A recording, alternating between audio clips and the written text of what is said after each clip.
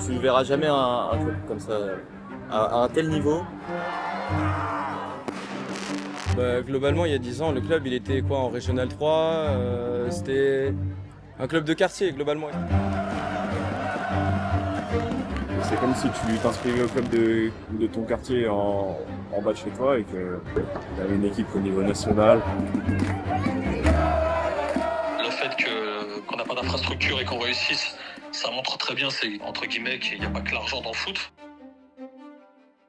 Et si je vous disais qu'à Paris, loin des paillettes du PSG, loin de la hype grandissante du Paris FC, ou même loin des hipsters du Red Star, il existe une équipe, un club complètement oublié, presque anonyme, qui brille pourtant par ses valeurs familiales, par son âme, par son cœur. Un club professionnel aux dimensions amateurs, mais à la trajectoire complètement folle, où le football sent encore la passion, où les rêves sont faits maison. Ce club, c'est le Paris 13 Atlético, et c'est là que je t'emmène aujourd'hui pour comprendre sa formidable histoire, comprendre aussi qui supporte cet ovni dans le football d'aujourd'hui, et vivre enfin un moment d'histoire. C'est parti générique.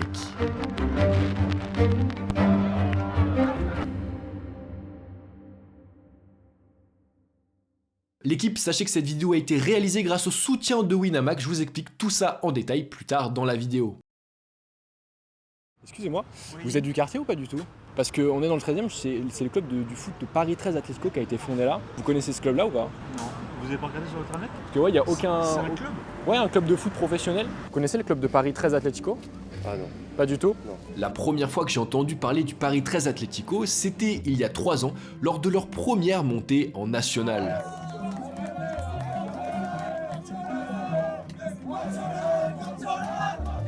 Le club paraissait minuscule, tout comme son stade situé à quelques centaines de mètres de chez moi.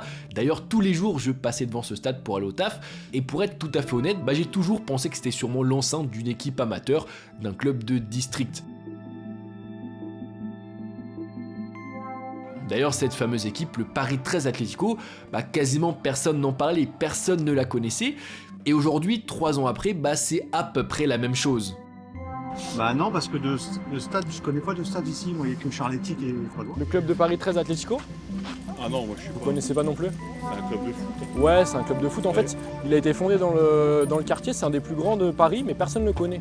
Personne ne connaît, les gars. Personne ne connaît ce club. Et ces questions, je les ai pas posées de l'autre côté de Paris ou de l'autre côté de la France. Non, là j'étais en plein cœur du 13e, au premier endroit où je voulais vous emmener dans cette vidéo, afin que vous compreniez au mieux l'histoire de ce club.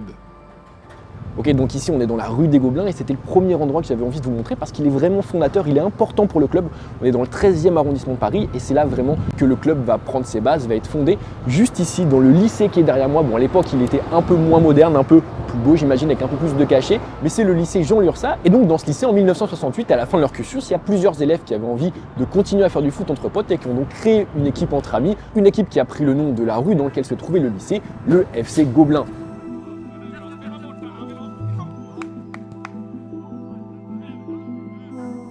Ouais, avant de devenir plus tard le Paris 13 Atlético, les Verts et Noirs étaient le FC Gobelins, et si à l'origine donc l'équipe a été créée entre potes sans vraiment d'ambition ou de velléité sportive, eh bien très vite le club s'est structuré, s'est affilié dès 1969 à la FFF pour s'installer peu à peu comme une référence locale, comme l'un des plus gros clubs à Paris, et tout ça en gardant quand même ses valeurs populaires, ses valeurs de proximité et son identité liée au quartier.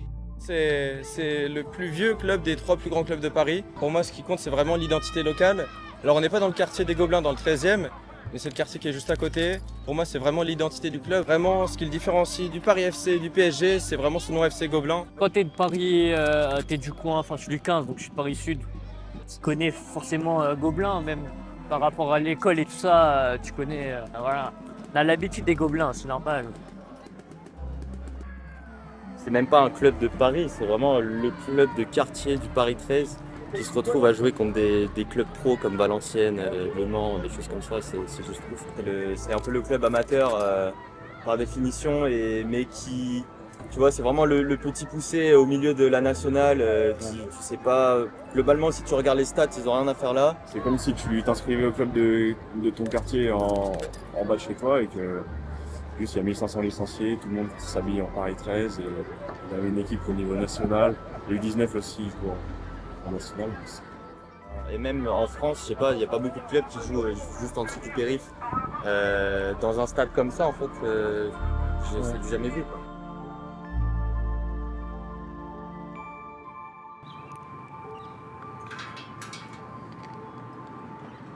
On est totalement sur la pelouse du stade. Incroyable. Les gars, là, dans 6 heures, il y a un match de national, ultra important, peut-être le match le plus important de l'histoire de ce club. Et on est là, on se balade sur le stade. C'est la folie. Tu l'as donc compris, aujourd'hui, le Paris 13 fait figure d'ovni dans le football professionnel français. Dans une nationale en passe de devenir une Ligue 3 professionnelle, les Gobelins évoluent dans des infrastructures dignes d'un club amateur, sans aide adaptée des pouvoirs publics. En plus de ça, ils sont également plongés dans un anonymat quasi total aussi, avec un groupe d'ultra qui a seulement été créé cette saison. Et tout ça, ça s'explique majoritairement par le fait que pendant longtemps, les Verts et Noirs sont restés à un niveau relativement amateur. En fait, dès sa création, l'objectif du club n'était pas forcément de progresser dans les divisions sur le terrain, mais plutôt de jouer un rôle social, de former des jeunes du quartier en tant que joueurs, mais aussi et surtout en tant qu'hommes. Ah bien sûr, on a un acteur social, je pense, important dans le 13e, parce qu'on est là pour ça aussi, il n'y a pas que le foot. Le foot, c'est plus un moyen de rassembler. Je sais aussi que c'est un club qui est ultra porté sur la formation. À quel point pour toi ça représente l'identité du club, tu vois? C'est forcément, pour moi, c'est la majorité de son identité, parce que déjà, il y a 10 ans, au haut niveau, le club, c'était rien du tout. Je pense que c'est unique par rapport au nombre de licenciés. On est le club avec le plus de licenciés en France.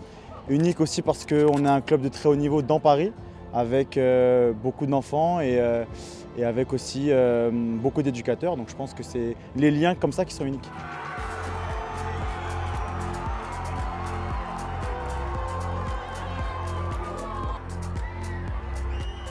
Car ouais, pendant longtemps au Gobelins, le football c'était pas une finalité, c'était surtout un outil de sociabilisation, d'insertion et d'éducation pour des jeunes qui supportaient principalement en parallèle les autres mastodontes de la région, comme le Paris Saint-Germain qui très vite a remporté la bataille du trône francilien face aux voisins du Paris FC et du Red Star.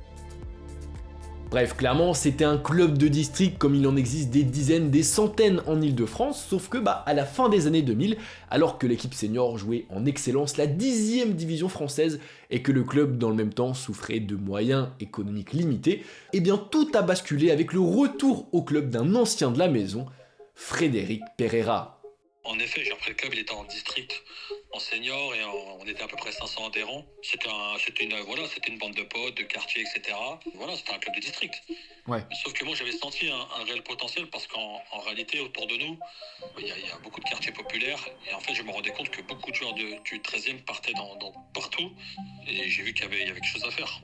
Donc on a travaillé en école de foot, et en senior, pareil, on a réussi à, entre guillemets, en faisant jouer mon réseau à l'époque, d'attirer des joueurs avec qui j'avais joué ou que j'avais connus.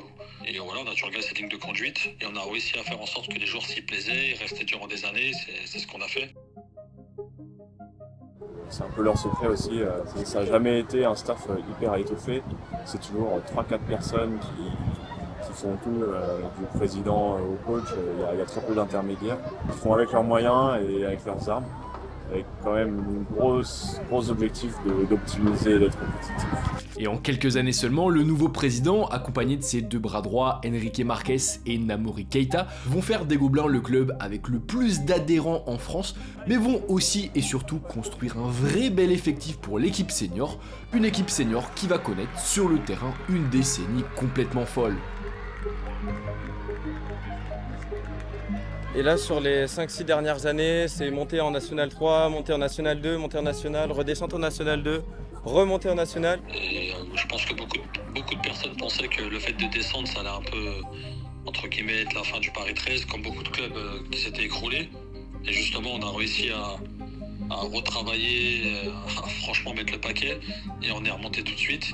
On a fait une chose que je pense que les clubs oublient. Nous, on est monté, mais on a gardé la même politique. C'est-à-dire qu'on ne dépense pas l'argent qu'on n'a pas. Parce que c'est vraiment, pour moi, c'est ce qui fait tenir un club. Si on commence dans les folies, à s'enflammer, à prendre des joueurs en promettant des gros salaires, et après, voilà, là, le club, il s'écroule. Ouais, cette montée en 11 ans, c'est la folie pure. Au vu des moyens du club, c'est presque un miracle. Je pense qu'à ce moment-là, il y en a assez peu qui auraient pu parier sur une telle ascension. Sauf que toi maintenant, grâce à cette vidéo, bah tu connais l'histoire, tu connais le club, tu connais son ascension, et tu vas pouvoir miser, si tu le souhaites, dès la saison prochaine sur leur performance en national, ou même plus prochainement sur les performances du voisin du Paris Saint-Germain en finale de la Ligue des Champions, grâce au partenaire de cette vidéo, Winamax. Et un grand merci à eux, c'est vraiment un soutien ultra important qui me permet de réaliser ce genre de projet, d'aller sur place comme j'avais fait à Brighton, à Bilbao. D'ailleurs, je suis en train de préparer un gros truc dans un pays un peu plus farfelu, tu vas voir ça très bientôt. Mais du coup, pour en revenir à Winamax, bah, ils t'ont concocté une super offre de bienvenue à quelques jours seulement de la grande finale de la Ligue des Champions, puisqu'avec le code VALFOOT et le lien en description, eh bien ton premier pari sera remboursé en cash s'il est perdant à hauteur maximale de 100 €. Et c'est pas tout, parce qu'en plus de ça, Winamax t'offre également un bonus de 10 € en cash, comme je l'ai dit, grâce au code et au lien en description. Bref, c'est vraiment une offre carrée. Perso, je partirais bien sur une petite victoire du PSG avec les deux équipes qui marquent. La cote est à 4, donc c'est ultra intéressant. En revanche, je le rappelle, mais c'est important, si t'es mineur, c'est strictement interdit de parier. Et surtout, bah parier, c'est vraiment pas un moyen de devenir riche, ça comporte des risques. Donc si tu paries, fais-le en ayant conscience des risques, parie seulement ce que tu es prêt à perdre. Bref, je le répète, mais un grand merci à Winamax pour le soutien, c'est super important pour la chaîne et le projet. Et justement, en parlant de soutien économique, bah le Paris 13, au moment de son ascension, en aurait eu grandement besoin. Car tu t'en doutes, pour une équipe, pour un club qui avait déjà des infrastructures vétustes, bah connaître une ascension aussi folle, une ascension jamais vue, eh bien ça a posé de nombreux problèmes. Le stade n'est pas du tout adapté au monde professionnel, les joueurs n'ont même pas de centre d'entraînement à proprement parler, bref, les infrastructures n'ont pas du tout suivi la cadence imposée par les performances sportives, à tel point même qu'à leur arrivée en N1, les Gobelins ont dû jouer quelques matchs chez le voisin du PFC à Charletti, histoire de mettre le fameux stade Pelé aux normes. C'est sûr que le stade il est atypique. Après, je te cache pas que quand on reçoit des clubs pro, c'est compliqué, parce que dans les réseaux sociaux, on se fait un peu chahuter, hein, c'est la réalité. Hein. Club stade de district, etc. Voilà, nous on essaie de travailler avec les moyens qu'on a. Mais bon, clairement, c'est aussi un peu ça qui fait le charme du club. En tout cas, moi, c'est ce que j'ai ressenti en allant là-bas. Bon les gars, je suis au milieu de la pelouse, voilà. Il n'y a rien de plus à dire. Est-ce que ça serait pas ça le foot qu'on aime, le football simple, où tu peux juste aller sur la pelouse de ton club, faire un petit foot? Bah ouais, un club professionnel qui offre la proximité du football amateur, une ambiance aussi super familiale et super saine dans les tribunes avec des familles, etc. Et aussi des chants du début à la fin de la rencontre. Bah vraiment, c'est tout ce que je kiffe dans le football.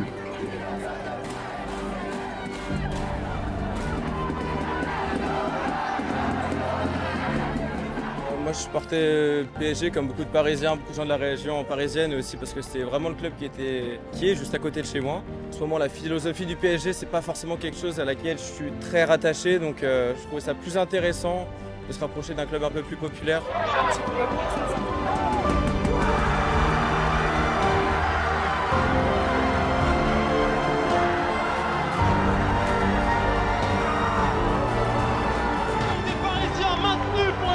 De leur histoire en championnat national.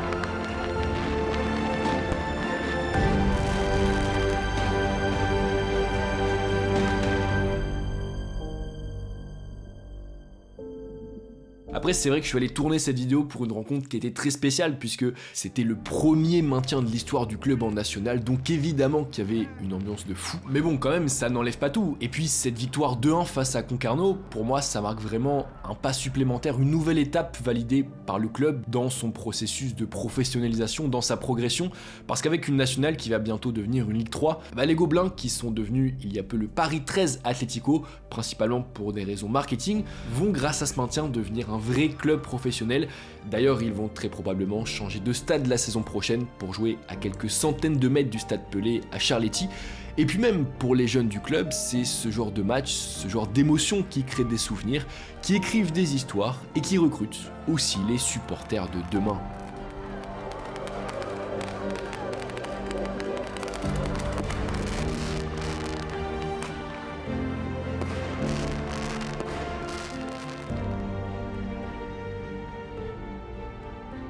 Bref, cette vidéo, ce documentaire réalisé au Paris 13 Atlético, c'était presque un voyage dans mon enfance, à une époque où j'ai appris à aimer le football par le biais du club dans lequel je jouais, quand j'allais voir les seniors réaliser des matchs, etc. Sauf que, bah là pour le coup à Paris, c'était en 3ème division nationale, et ouais, c'est assez dur à décrire comme expérience, mais vraiment, j'ai presque repris goût au ballon rond, au foot professionnel. en vivant l'histoire et en vous racontant aussi cette histoire du Paris 13 Atlético. Un grand merci à toutes les personnes du club qui m'ont accueilli, qui ont accepté de discuter avec moi, au président, aux photographes également, notamment Victor qui m'a fourni quelques plans de la vidéo. Bref, c'était vraiment un régal, merci à tout le monde pour l'accueil et puis en tout cas vous, j'espère que vous avez apprécié cette vidéo. Et si vous avez kiffé l'histoire, bah n'hésitez pas, la saison prochaine à pourquoi pas passer une tête au Stade Pelé ou à Charletti pour voir de nouvelles pages de la formidable histoire des Gobelins s'écrire devant vous.